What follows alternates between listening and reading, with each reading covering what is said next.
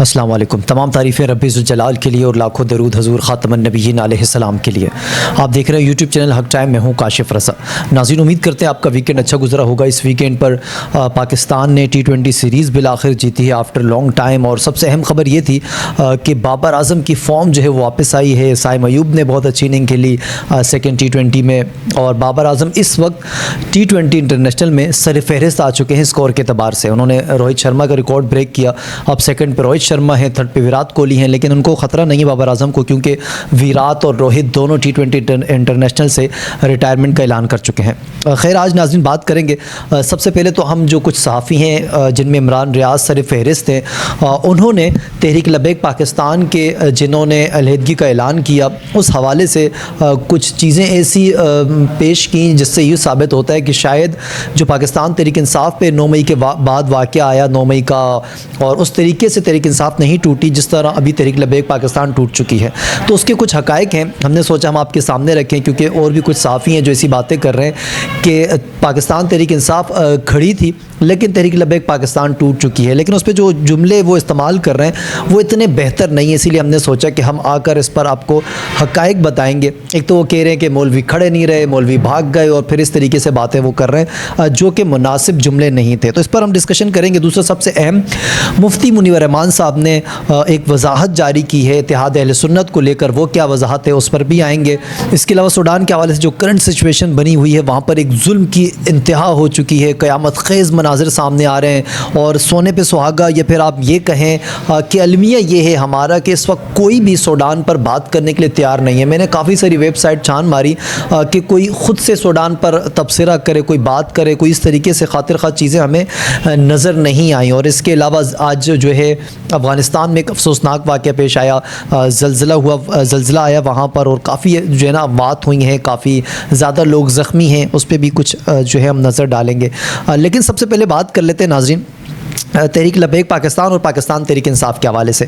इमरान रियाज साहब का कहना है कि लबैक वाले PTI को नाचने वालों के बच्चे कहते थे। ये मौलवी छलांगे मारते थे कि हम यूँ कर लेंगे और इनकी औकात याद दिला देंगे, लेकिन इनकी असल औकात तो इस्टेब्लिशमेंट ने याद दिला दी है। और दूसरी तरफ वो कहते हैं कि इस्टेब्लिशमेंट PTI की तो एक औरत यास्मीन राशिद तक को ना तोड़ पाए, लेकिन यहाँ लबैक की सारी पार्टी ही टूट चुकी है। और इसके अलावा और भी दीगर कुछ सहाफ़ी हैं जो सर फहरिस्त हैं, जो बड़े सहाफ़ी जो तहरीक लबैक पाकिस्तान की जानिब से एक प्रेस कॉन्फ्रेंस की गई थी, और वो भी उन लोगों की जानिब से जिनका तहरीक लबैक पाकिस्तान से बराह रास्त कोई ताल्लुक़ नहीं है। मैंने अपने लास्ट व्लॉग में भी ये बताया था कि वो लोग सिर्फ एक साबका टिकट होल्डर थे, यानी कि तहरीक लबैक पाकिस्तान के टिकट पर उन्होंने इलेक्शन लड़ा था। इसके अलावा कोई ज़िम्मेदारी नहीं है उनके पास। और मैं आपको ये बताता चलूँ कि आप मुझे सिर्फ उस्मान खिज़र मांगिट साहब के अलावा कोई एक नाम ऐसा बता दें जिनका TLP से बाकायदा कोई ताल्लुक़ हो, कोई सियासी सरगर्मी उन्होंने की हो, कोई इस तरीके से किसी टॉप जो है ओहदे पर हो।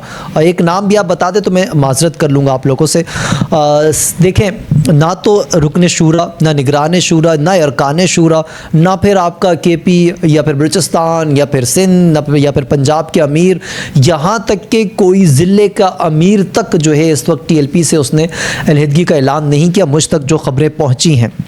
इसके अलावा जो लोग अलहदगी का ऐलान कर रहे हैं उनका बराह रास्त कोई ताल्लुक़ तहरीक लबैक से नहीं है। और अब एक लिस्ट मेरे पास है जो मुख्तसर सी है, मैं आपके सामने रखता चलूँ सिर्फ उन सहाफ़ियों के लिए जिन्होंने इस वक्त अपनी आँखें कबूतर की तरफ बंद कर रखी हैं कि 9 मई के बाद PTI के साथ जो कुछ हुआ PTI उसी तरीके से खड़ी है। मैं उनको बताता चलूँ कि फवाद चौधरी ने 9 मई के बाद पार्टी से इस्तीफ़ा भी दिया, वो सीनियर उस वक्त रुकन थे। और इसके अलावा शीरी मज़ारी थी, आमिर महमूद कयानी थे, मलिक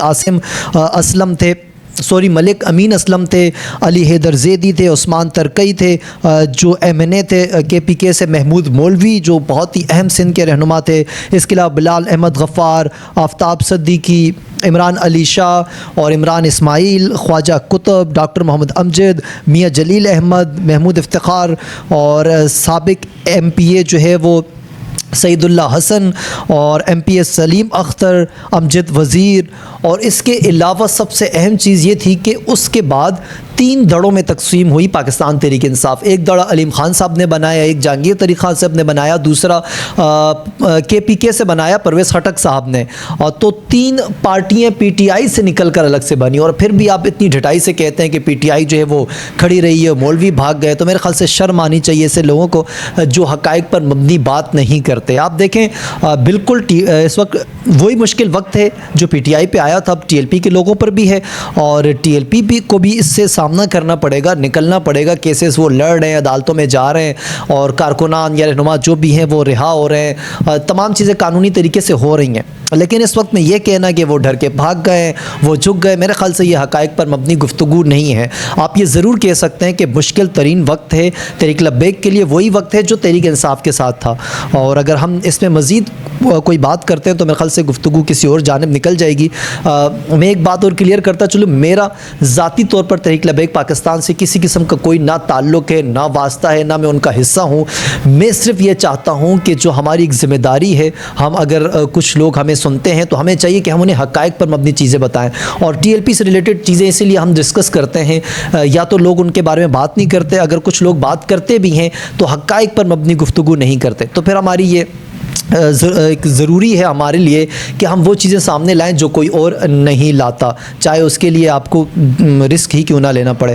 खैर, आप बात कर लेते हैं नाज़रीन मुफ्ती मुनीबुर रहमान साहब के हवाले से। अभी कुछ दिनों से एक चहमगोइयाँ चल रही हैं कि जो है तंजीमुल मदारिस जो है, तंजीमुल मदारिस पाकिस्तान असल में वो इदारा है किसका, और बाकी सियासी पार्टियाँ जो हैं अहले सुन्नत की उनमें इत्तेहाद होने जा रहा है, और ये सारी चीज़ें हैं। तो इसी असना में मुफ्ती साहब ने एक वजाहत जारी की है। वो कहते हैं कि बाज़ अहबाब अहले सुन्नत व जमात की तंजीमात में बड़े पैमाने पर इत्तेहाद की कोशिशें कर रहे हैं। हम उनके मसाई की तहसीन करते हैं और उनकी कामयाबी के लिए दुआ गो हैं। यानी कि मुफ्ती साहब भी ये चाहते हैं कि इत्तेहाद अहले सुन्नत होना चाहिए, लेकिन आगे वो कहते हैं कि वो इन तंजीमात में तंजीमुल मदारिस पाकिस्तान को शामिल कर देते हैं, ये दुरुस्त अमल नहीं है। अब ये बात समझने की है, खुदा करे कि लोगों को समझ आ जाए कि मुफ्ती साहब क्या रहे हैं।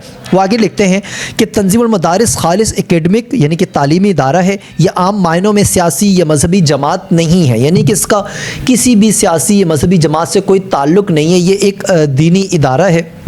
इसका काम अहले सुन्नत व जमात की दीनी मदारिस जामियात को मुनज़्ज़म करना, उनकी हुर्रियत फ़िक्र और अमल का तहफ़्फ़ुज़ करना है।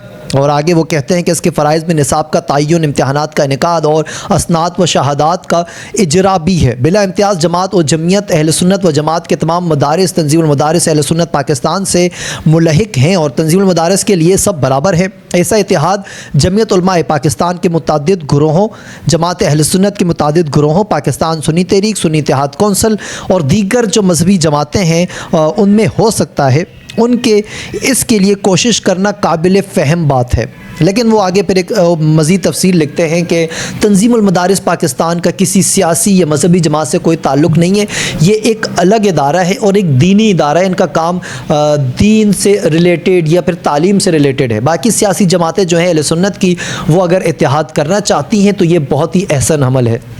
मेरे ख्याल से नाज़रीन इस पर आप लोग कमेंट करके आप बता सकते हैं, क्योंकि क्या अब वक्त नहीं आ चुका कि तमाम जमातें बशमूल पाकिस्तान सुन्नी तहरीक, सुन्नी इत्तेहाद कौंसल, जमियत उलमाए इस्लाम या फिर जो कलदम तंजीम है इस वक्त की मौजूदा तहरीक लब्बैक पाकिस्तान, अगर ये तमाम जमातें किसी एक प्लेटफॉर्म पर आती हैं, एक साथ मिलकर इलेक्शन में जाती हैं, अपनी सियासी सरगर्मियाँ जारी रखती हैं, तो मेरे ख्याल से अवाम अहल सुन्नत के लिए ये बहुत ही ज़बरदस्त किस्म का ब्रेक थ्रू हो सकता है। तो इस पर आप क्या कहेंगे नाज़रीन?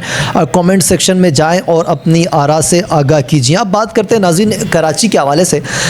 कराची में ही चालान जब से आया है उसके बाद से मुख्तलिफ लोग मुख्तलिफ किस्म की बातें कर रहे हैं। मैं सबसे पहले कमेंट शामिल करता हूं नबील ज़फ़र साहब का। वो कहते हैं कि कराची की सड़कों पर गाड़ी चलाने पर चालान नहीं, इनाम मिलना चाहिए। यानी कि कराची में जो इस वक्त चालान की सूरत हाल है उसे लेकर हर ख़ास व आम जो है वो तज़ब्ज़ुब का शिकार है, क्योंकि चालान देखें, एक तो ट्रैफिक का निज़ाम धर्म भरम है, आधा घंटा एक घंटा सुबह और शाम जो लोग जॉब पर जाते हैं वो ख्वार हो जाते हैं। और इसके अलावा जो सड़कों का हाल है वो तो मौजूद दौड़ों से भी मेरे ख्याल से ज़्यादा ख़राब हो चुका है। अगर आप लाहौर जैसा ही चलान ला रहे हैं तो लाहौर जैसा कम्पीट भी करें, वहाँ जैसा निज़ाम भी आप लोगों को दें।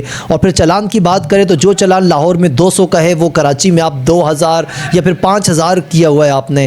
का खौफ होना चाहिए हमारे इदारों को भी, यहाँ के लोगों को भी, जो गवर्नमेंट में है उनको भी चाहिए कि बिल्कुल आप देखें, ये चलान से किसी को एतराज़ नहीं है, ये होना चाहिए, लेकिन कम अज़ कम आप जो ये फ़ीस मुकर्रर कर रहे हैं, जुर्माने मुकर्रर कर रहे हैं, वो इतना होना चाहिए जितना दीगर ममालिक में होता है, या फिर एटलीस्ट पाकिस्तान में जितना दीगर शहरों में होता है। कराची कोई अनोखा ये दुबई शहर तो नहीं है जो लाखों रुपए सैलरीज या लोगों की हैं जो हज़ारों रुपए जुर्माने भरे भी कोई फ़र्क नहीं पड़ता। खैर नाज़रीन, अब बात करते हैं कराची में ट्रैफिक पुलिस एहलकार का ई चालान से बचने के लिए अनोखा तरीका। शहरी ने वीडियो जो है वो वायरल कर दी है, बहुत ज़्यादा ये वीडियो डिस्कस की जा रही है। ट्रैफिक पुलिस एहलकार की नामुकम्मल नंबर प्लेट वाली मोटरसाइकिल चलाने की वीडियो सामने आने के बाद सोशल मीडिया पर वायरल हो चुकी है। ट्रैफिक पुलिस एहलकार ने खुद शहर में नाफिज होने वाले ई चालान से बचने के लिए अपनी मोटरसाइकिल के नंबर प्लेट पर मौजूद नंबर ही गायब कर दिए, यानी कि जो नंबर थे वो हटा दिए ताकि वो ट्रेस न की जा सके। शहरी ने एक्सपो सेंटर के करीब ट्रैफिक पुलिस एहलकार की वीडियो बनाकर सोशल मीडिया पर वायरल कर दी। ट्रैफिक पुलिस एहलकार को बाएं जानिब मुड़ते हुए दाएं जानिब का इंडिकेटर ऑन किए हुए भी देखा जा सकता है। तो अब जो खुद हमारे वो लोग हैं जिन्होंने कानून नाफिज करवाना है, वो खुद अगर कानून की पासदारी नहीं करते तो फिर दीगर लोग किस तरीके से इस कानून पर अमल करेंगे? क्या फिर वो सवालिया निशान नहीं उठाएंगे? और इसके अलावा फारूक सत्तार साहब की जानिब से भी एक धमकी आई है कि ई चालान को वापस लिया जाए, वरना मैं हज़ारों मोटरसाइकिल सवारों को लेकर शाहराह फैसल पर एहतजाज करूँगा। तो मेरे ख्याल से हमारी जो सियासी पार्टियां हैं वक्त पर तो ये सोई रहती हैं, लेकिन जब वक्त हाथ से निकल जाता है तो फिर इनको ख्याल आता है कि हमने इस हवाले से एहतजाज भी करना है। नाज़रीन, अब बात करते हैं अफ़गानिस्तान में जो होने वाले ज़लज़ले के हवाले से। खबर एजेंसी के मुताबिक ज़लज़ले के झटके अफ़गानिस्तान के शहर मज़ार शरीफ समेत दीगर शहरों में भी महसूस किए गए। ज़लज़ले के बायस मकानात को भी शदीद नुकसान पहुँचा। मीडिया रिपोर्ट्स के मुताबिक मुख्तलिफ हादसात में अब तक 20 अफराद की हिलाकत और 320 अफराद के ज़ख्मी होने की इत्तलात है, जबकि हुकाम ने हलाकतों में इजाफे का खदशा भी ज़ाहिर किया क्योंकि जो ज़ख्मियों की तादाद है वो बहुत ज़्यादा है। तो दुआ यही अल्लाह पाक जो है जो ज़ख्मी हुए हैं उन्हें जल्द जल्द सेहतियाबी अता फ़रमाए। और नाज़रीन, अब कुछ ज़िक्र कर लेते हैं हम सूडान के हवाले से, क्योंकि सूडान की सूरत हाल इस वक्त काफ़ी ज़्यादा ख़राब है। एक तरफ तो हम गज़ा का जिक्र करते हैं और दूसरी जानिब अब सूडान में इस तरीके के वाक़यात पेश आ रहे हैं। मेरे ख़्याल से हमारे जो इस्लामी ममालिक हैं उनको दीगर ममालिक में जो होने वाले इस तरह के जुल्म बर्बरियत है उन पर आवाज़ उठानी चाहिए। खैर, आज एक तुर्की में मेरे ख़्याल से इस्लामी ममालिक के कुछ वज़ारे ख़ारजा का इजलास होने जा रहा है इस वक्त, जिस पर गज़ा की सूरत हाल पर बात की जाएगी। खैर, अब बात करते हैं सूडान की। सूडान में क़यामत खेज़ जंग से फ़रार के दौरान ख़ानदान बिछड़ गए हैं, बच्चे वालिदैन के सामने कत्ल किए जा रहे हैं। फ़ौज के तैदियों का नीम फ़ौजी ग्रुप पर 2000 से ज़ायद शहरियों के कत्ल का इल्ज़ाम है। दारफोर पर RSF के हमले में हलाकतों की तादाद सैकड़ों में हो सकती है, अक़वाम मुत्तहिदा का ये कहना है। सूडान के शहर अल-फाशिर से फ़रार होकर ज़िंदा बच जाने वाले अफराद ने बताया कि नीम फ़ौजी दस्तों ने वहाँ ख़ानदानों को अलग कर दिया है और बच्चों को उनके वालिदैन के सामने कत्ल किया जा रहा है, जबकि शहर पर कब्ज़े के बाद दसियों हज़ार लोग अब भी महसूर हो चुके हैं, यानी कि कब्ज़ा कर चुके हैं लोग, लेकिन उसके बावजूद भी वहाँ के मकामियों को ज़िंदा नहीं रहने दिया जा रहा। जो लोग इस वक्त वहाँ से हिजरत करके जा रहे हैं उन्हें पकड़ कर, स्पेशली नौजवानों को पकड़ कर जो है वो कत्ल किया जा रहा है, जो काफ़ी ज़्यादा अफसोसनाक है। और मुसलमानों पर स्पेशली बहुत ज़्यादा जुल्म किया जा रहा है। एक तरफ सूडान में ये हाल है, दूसरी जानिब गज़ा में अमन मुआहदे के बाद भी अमन वहाँ पर नाफिज होता दिखाई नहीं देता। नाज़रीन, ये थी हमारी आज की वीडियो। इस हवाले से आप क्या राय रखते हैं? कमेंट सेक्शन में जाएँ, अपनी राय से आगाह करें। मज़ीद अपडेट के लिए हमारे यूट्यूब चैनल हक टाइम को देखें और सब्सक्राइब भी करें। मुझे इजाज़त दीजिए, अपना बहुत ख्याल रखिएगा। अल्लाह हाफिज़ एंड पाकिस्तान जिंदाबाद।